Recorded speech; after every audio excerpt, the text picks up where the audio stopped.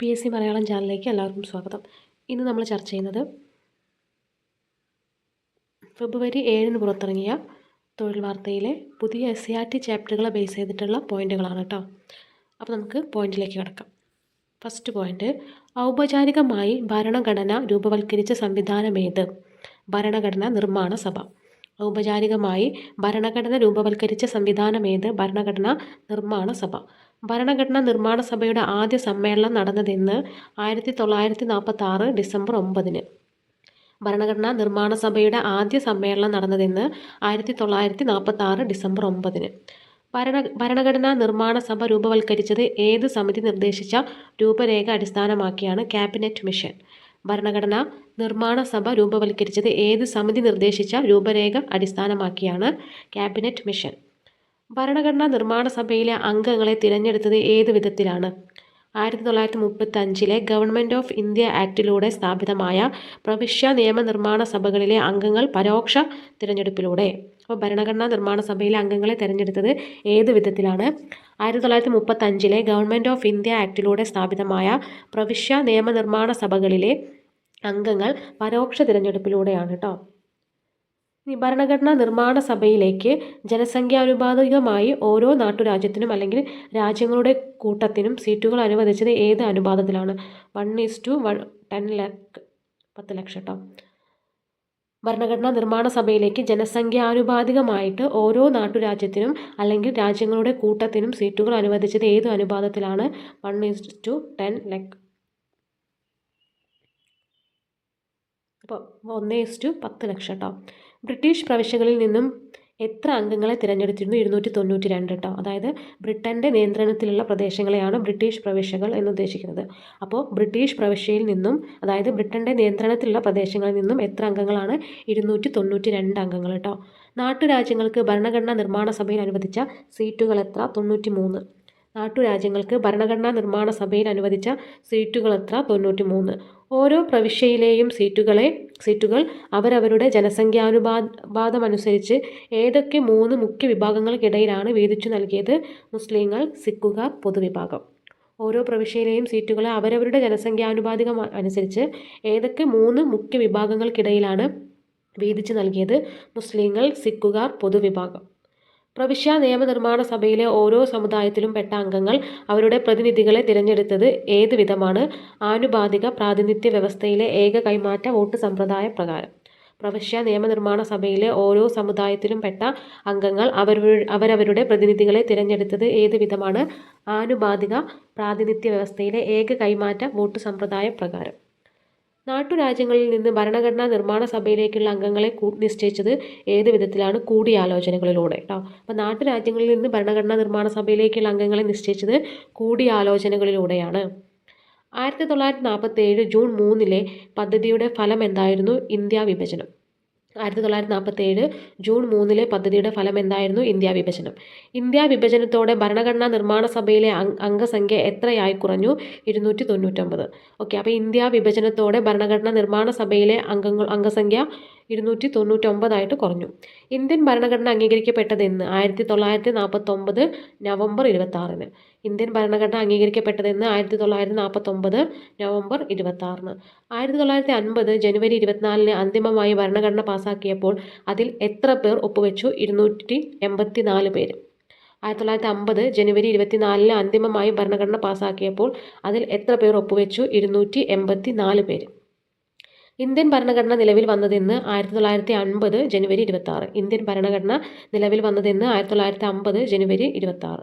പട്ടിക വിഭാഗത്തിൽപ്പെട്ട എത്ര അംഗങ്ങളാണ് ഭരണഘടനാ നിർമ്മാണ സഭയിൽ ഉണ്ടായിരുന്നത്? 28 അംഗങ്ങൾ. പട്ടിക വിഭാഗത്തിൽപ്പെട്ട എത്ര അംഗങ്ങളാണ് ഭരണഘടനാ നിർമ്മാണ സഭയിൽ ഉണ്ടായിരുന്നത്? 28 അംഗങ്ങൾ. നെക്സ്റ്റ് പോയിന്റ്, രാഷ്ട്രീയ പാർട്ടികളുടെ അടിസ്ഥാനത്തിൽ 82% സീറ്റുകളുമായി ഭരണഘടനാ നിർമ്മാണ സഭയിൽ മേധാവിത്വം ഉണ്ടായിരുന്ന കക്ഷി ഏത്? കോൺഗ്രസ്. രാഷ്ട്രീയ പാർട്ടികളുടെ അടിസ്ഥാനത്തിൽ 82% സീറ്റുകളുമായിട്ട് ഭരണഘടനാ നിർമ്മാണ സഭയിൽ മേധാവിത്വം ഉണ്ടായിരുന്ന കക്ഷി ഏത്? കോൺഗ്രസ്. ഭരണഘടനാ നിർമ്മാണ സഭയിൽ ഭിന്നാഭിപ്രായമൊന്നും കൂടാതെ പാസാക്കപ്പെട്ട ഒരേയൊരു വകുപ്പ് ഏത്? സാർവത്രിക വോട്ടവകാശം സംബന്ധിച്ചത്. ഭരണഘടനാ നിർമ്മാണ സഭയിൽ ഭിന്നാഭിപ്രായമൊന്നും കൂടാതെ പാസാക്കപ്പെട്ട ഒരേയൊരു വകുപ്പ് ഏത്? സാർവത്രിക വോട്ടവകാശത്തെ സംബന്ധിച്ചത്. നിശ്ചിത പ്രായമെത്തിയ എല്ലാ പൗരന്മാർക്കും മതം, ജാതി, വിദ്യാഭ്യാസം, ലിംഗവ്യത്യാസം, വരുമാനം എന്നിവയൊന്നും പരിഗണിക്കാതെ വോട്ട് ചെയ്യാനുള്ള അവകാശം നൽകുന്നത് എങ്ങനെ അറിയപ്പെടുന്നു? സാർവത്രിക വോട്ടവകാശം.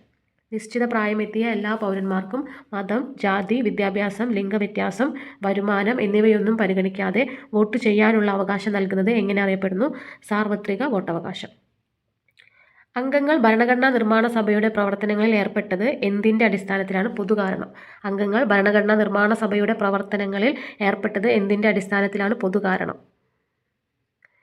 വിവിധ വിഷയങ്ങൾക്കായി ഭരണഘടനാ നിർമ്മാണ സഭയിൽ എത്ര പ്രധാന കമ്മിറ്റികൾ ഉണ്ടായിരുന്നു? 8 കേട്ടോ. അപ്പോൾ വിവിധ വിഷയങ്ങൾക്കായി ഭരണഘടനാ നിർമ്മാണ സഭയിൽ എത്ര കമ്മിറ്റികൾ ഉണ്ടായിരുന്നു? പ്രധാനമായിട്ടും 8. ഭരണഘടനാ നിർമ്മാണ സഭ 2 വർഷത്തിനും 11 മാസത്തിനും ഇടയിൽ എത്ര ദിവസം യോഗം ചേർന്നു? 166 ദിവസം. ഭരണഘടനാ നിർമ്മാണ സഭ 2 വർഷത്തിനും 11 മാസത്തിനും ഇടയിൽ എത്ര ദിവസം യോഗം ചേർന്നു? 166 ദിവസം. ഭരണഘടനാ നിർമ്മാണ സഭയുടെ യോഗങ്ങളിൽ പൊതുജനങ്ങൾക്കുള്ള സ്വാതന്ത്ര്യം എപ്രകാരമായിരുന്നു? പത്രപ്രവർത്തകർക്കും പൊതുജനങ്ങൾക്കും പ്രവേശനാനുമതി ലഭിച്ചു. ഭരണഘടനാ നിർമ്മാണ സഭയുടെ യോഗങ്ങളിൽ പൊതുജനങ്ങൾക്കുള്ള സ്വാതന്ത്ര്യം എപ്രകാരമായിരുന്നു? പത്രപ്രവർത്തകർക്കും പൊതുജനങ്ങൾക്കും പ്രവേശനാനുമതി ലഭിച്ചു. അപ്പോൾ എന്താ പറഞ്ഞാൽ പത്രപ്രവർത്തകർക്കും പൊതുജനങ്ങൾക്കുമാണ് പ്രവേശനാനുമതി ലഭിച്ചത് കേട്ടോ. അപ്പോൾ ഭരണഘടനാ നിർമ്മാണ സഭയുടെ യോഗങ്ങളിൽ പൊതുജനങ്ങൾക്കുള്ള സ്വാതന്ത്ര്യം എപ്രകാരമായിരുന്നു? പത്രപ്രവർത്തകർക്കും പൊതുജനങ്ങൾക്കും പ്രവേശനാനുമതി ലഭിച്ചു. ദേശീയ പ്രസ്ഥാനം ഭരണഘടനാ നിർമ്മാണ സഭയിൽ കൊണ്ടുവന്ന തത്വങ്ങളുടെ ഏറ്റവും നല്ല ചുരുക്കെഴുത്തായിട്ട് അറിയപ്പെടുന്നത് എന്ത്? 1946 ലക്ഷ്യപ്രമേയം. ദേശീയ പ്രസ്ഥാനം ഭരണഘടനാ നിർമ്മാണ സഭയിൽ കൊണ്ടുവന്ന തത്വങ്ങളുടെ ഏറ്റവും നല്ല ചുരുക്കെഴുത്തായി അറിയപ്പെടുന്നത് എന്ത്? 1946 ലക്ഷ്യപ്രമേയം കേട്ടോ.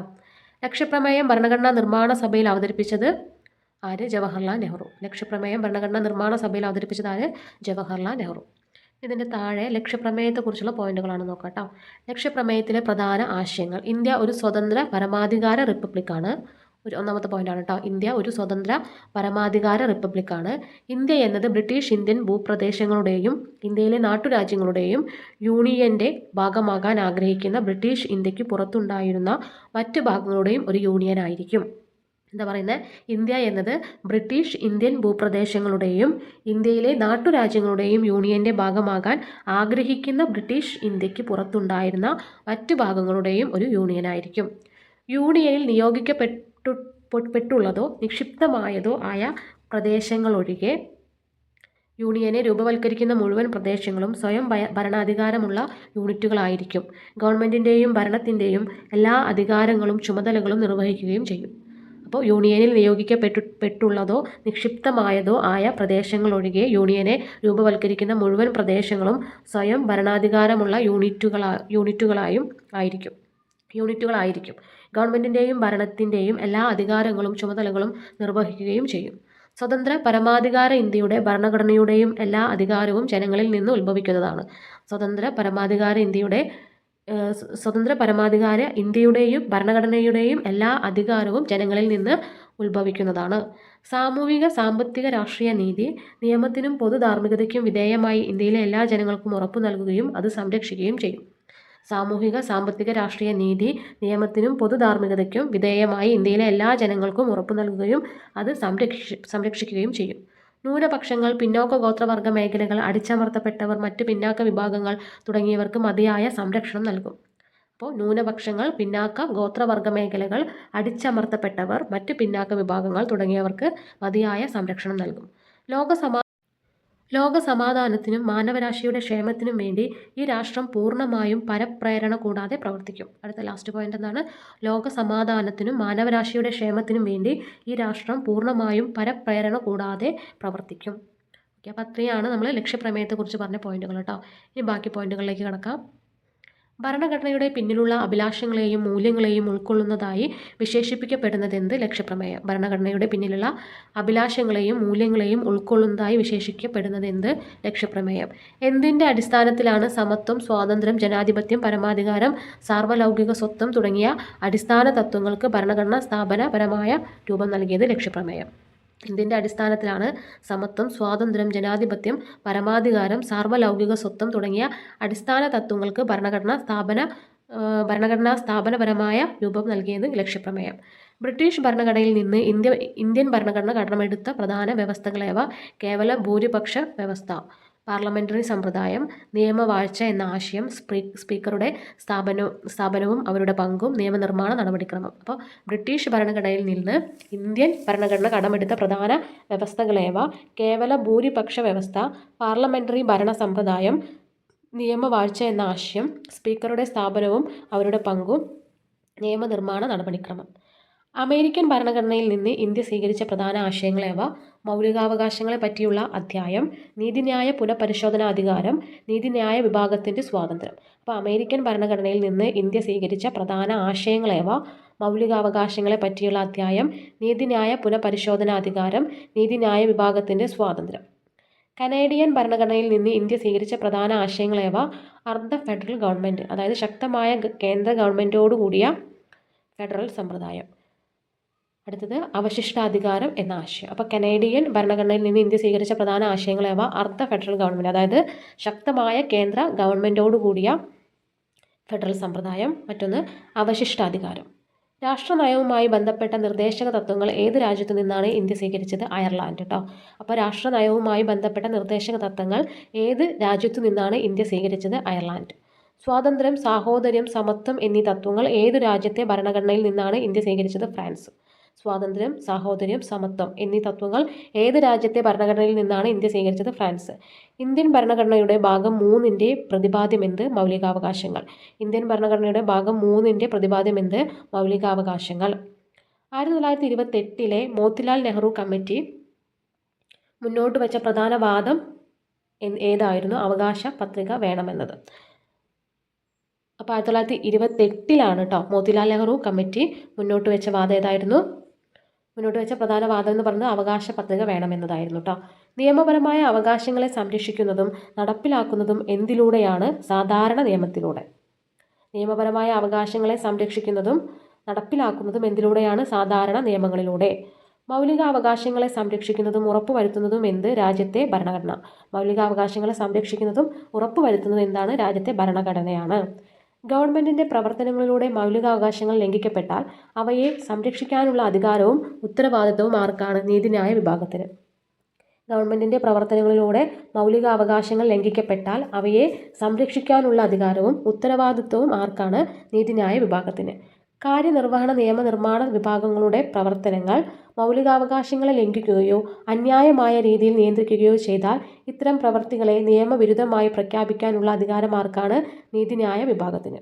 കാര്യനിർവഹണ നിയമനിർമ്മാണ വിഭാഗങ്ങളുടെ പ്രവർത്തനങ്ങൾ മൗലികാവകാശങ്ങളെ ലംഘിക്കുകയോ അന്യായമായ രീതിയിൽ നിയന്ത്രിക്കുകയോ ചെയ്താൽ ഇത്തരം പ്രവർത്തികളെ നിയമവിരുദ്ധമായി പ്രഖ്യാപിക്കാനുള്ള അധികാരം ആർക്കാണ്? നീതിന്യായ വിഭാഗത്തിന്. മൗലികാവകാശങ്ങൾക്കുമേൽ എത്തരത്തിലുള്ള നിയന്ത്രണമാണ് ഗവൺമെൻറ്റിന് ഏർപ്പെടുത്താവുന്നത്? യുക്തിപരമായത്. മൗലികാവകാശങ്ങൾക്കുമേൽ എത്തരത്തിലുള്ള നിയന്ത്രണമാണ് ഗവൺമെൻറ്റിന് ഏർപ്പെടുത്താനാവുന്നത്? യുക്തിപരമായത്. ഇന്ത്യൻ ഭരണഘടനയുടെ ഭാഗം 3 പറയുന്ന 6 മൗലികാവകാശങ്ങൾ ഏതെല്ലാം? 1. സമത്വത്തിനുള്ള അവകാശം. 2. സ്വാതന്ത്ര്യത്തിനുള്ള അവകാശം. 3. ചൂഷണത്തിനെതിരെയുള്ള അവകാശം. 4. മതസ്വാതന്ത്ര്യത്തിനുള്ള അവകാശം. 5. സാംസ്കാരികവും വിദ്യാഭ്യാസപരമായ അവകാശങ്ങൾ. 6. ഭരണഘടനാപരമായ പരിഹാരങ്ങൾക്കുള്ള അവകാശം. ഇന്ത്യൻ ഭരണഘടനയുടെ ഭാഗം 3 പറയുന്നത് കേട്ടോ. എന്താ പറയുന്നത്? മൗലികാവകാശങ്ങൾ. എത്ര മൗലികാവകാശങ്ങളുണ്ട്? 6 എണ്ണമാണ്. അത് ഏതെല്ലാം എന്നുള്ളതാണ് പറയുന്നത്. സമത്വത്തിനുള്ള അവകാശം, സ്വാതന്ത്ര്യത്തിനുള്ള അവകാശം, ചൂഷണത്തിനെതിരെയുള്ള അവകാശം, മതസ്വാതന്ത്ര്യത്തിനുള്ള അവകാശം, സാംസ്കാരികവും വിദ്യാഭ്യാസപരമായ അവകാശങ്ങൾ, ഭരണഘടനാപരമായ പരിഹാരങ്ങൾക്കുള്ള അവകാശം. നിയമത്തിന് മുന്നിൽ തുല്യത, തുല്യ നിയമ പരിരക്ഷ എന്നിവ ഏത് മൗലികാവകാശത്തിൻ്റെ ഭാഗമാണ്? സമത്വത്തിനുള്ള അവകാശം. എന്താ പറഞ്ഞത്? നിയമത്തിന് മുന്നിൽ തുല്യത, തുല്യ നിയമ പരിരക്ഷ എന്നിവ ഏത് മൗലികാവകാശത്തിൻ്റെ ഭാഗമാണ്? സമത്വത്തിനുള്ള അവകാശം. മതം, വർഗം, ജാതി, ലിംഗം, ജനനസ്ഥലം എന്നിവയുടെ അടിസ്ഥാനത്തിലെ വിവേചനങ്ങളുടെ നിരോധനം ഏത് മൗലികാവകാശത്തിൻ്റെ ഭാഗമാണ്? സമത്വത്തിനുള്ള അവകാശം. മതം, വർഗം, ജാതി, ലിംഗം, ജനനസ്ഥലം എന്നിവയുടെ അടിസ്ഥാനത്തിലെ വിവേചനങ്ങളുടെ നിരോധനം ഏത് മൗലികാവകാശത്തിൻ്റെ ഭാഗമാണ്? സമത്വത്തിനുള്ള അവകാശം. ഹോട്ടലുകൾ, കടകൾ, കിണറുകൾ, കുളങ്ങൾ, പൊതുസ്നാനഘട്ടങ്ങൾ, പൊതുനിരത്തുകൾ എന്നിവിടങ്ങളിലെ തുല്യപ്രവേശനം ഏത് മൗലികാവകാശത്തിൻ്റെ ഭാഗമാണ്? സമത്വത്തിനുള്ള അവകാശം. ഹോട്ടലുകൾ, കടകൾ, കിണറുകൾ, കുളങ്ങൾ, പൊതുസ്നാനഘട്ടങ്ങൾ, പൊതുനിരത്തുകൾ എന്നിവിടങ്ങളിലെ തുല്യപ്രവേശനം ഏത് മൗലികാവകാശത്തിൻ്റെ ഭാഗമാണ്? സമത്വത്തിനുള്ള അവകാശം. അയിത്ത നിർമ്മാർജ്ജനം, സ്ഥാനപ്പേരുകൾ നിർത്തലാക്കൽ, പൊതുജോലികളിൽ അവസര സമത്വം എന്നിവ ഏത് മൗലികാവകാശത്തിൻ്റെ ഭാഗമാണ്? സമത്വത്തിനുള്ള അവകാശം. അയിത്ത നിർമ്മാർജ്ജനം, സ്ഥാനപ്പേരുകൾ നിർത്തലാക്കൽ, പൊതുജോലികളിൽ അവസര സമത്വം എന്നിവ ഏത് മൗലികാവകാശത്തിൻ്റെ ഭാഗമാണ്? സമത്വത്തിനുള്ള അവകാശം. സ്വാതന്ത്ര്യത്തിനുള്ള അവകാശം എന്ന മൗലികാവകാശത്തിൻ്റെ ഭാഗമായ 6 അവകാശങ്ങൾ ഏതെല്ലാം? 1. അഭിപ്രായ പ്രകടനത്തിനും ആവിഷ്കാരത്തിനുമുള്ള സ്വാതന്ത്ര്യം. സമാധാനപരമായി സമ്മേളിക്കാനുള്ള അവകാശം. സംഘടനകൾ രൂപവൽക്കരിക്കാനുള്ള അവകാശം. ഇന്ത്യയിൽ എവിടെയും സ്വതന്ത്രമായി സഞ്ചരിക്കാനുള്ള അവകാശം. ഇന്ത്യയിൽ എവിടെയും സ്ഥിരതാമസമാക്കാനുള്ള അവകാശം. ഇഷ്ടമുള്ള തൊഴിൽ ചെയ്യാനും വ്യവസായത്തിലും കച്ചവടത്തിലും ഏർപ്പെടുന്നതിനുമുള്ള അവകാശം. അപ്പോൾ സ്വാതന്ത്ര്യത്തിനുള്ള അവകാശം എന്ന മൗലികാവകാശത്തിൻ്റെ ഭാഗമായ 6 അവകാശങ്ങളാണ്. ഏതൊക്കെയാണ്? അഭിപ്രായ പ്രകടനത്തിനും ആവിഷ്കാരത്തിനുമുള്ള സ്വാതന്ത്ര്യം, സമാധാനപരമായി സമ്മേളിക്കാനുള്ള അവകാശം, സംഘടനകൾ രൂപവൽക്കരിക്കാനുള്ള അവകാശം, ഇന്ത്യയിൽ എവിടെയും സ്വതന്ത്രമായി സഞ്ചരിക്കാനുള്ള അവകാശം, ഇന്ത്യയിൽ എവിടെയും സ്ഥിരതാമസമാക്കാനുള്ള അവകാശം, ഇഷ്ടമുള്ള തൊഴിൽ ചെയ്യാനും വ്യവസായത്തിലും കച്ചവടത്തിലും ഏർപ്പെടുന്നതിനുമുള്ള അവകാശം. അപ്പോൾ ഇത്രയും പോയിന്റുകളാണ് ഇന്നത്തെ വീഡിയോയിൽ നമ്മൾ ഉൾപ്പെടുത്തിയിട്ടുള്ളത്. അപ്പോൾ നിങ്ങൾക്ക് വീഡിയോ ഇഷ്ടപ്പെട്ടാൽ ലൈക്ക് ചെയ്യുക, ഷെയർ ചെയ്യുക, കമൻറ്റ് ചെയ്യുക, മാത്രമല്ല സബ്സ്ക്രൈബും കൂടി ചെയ്യുക. താങ്ക്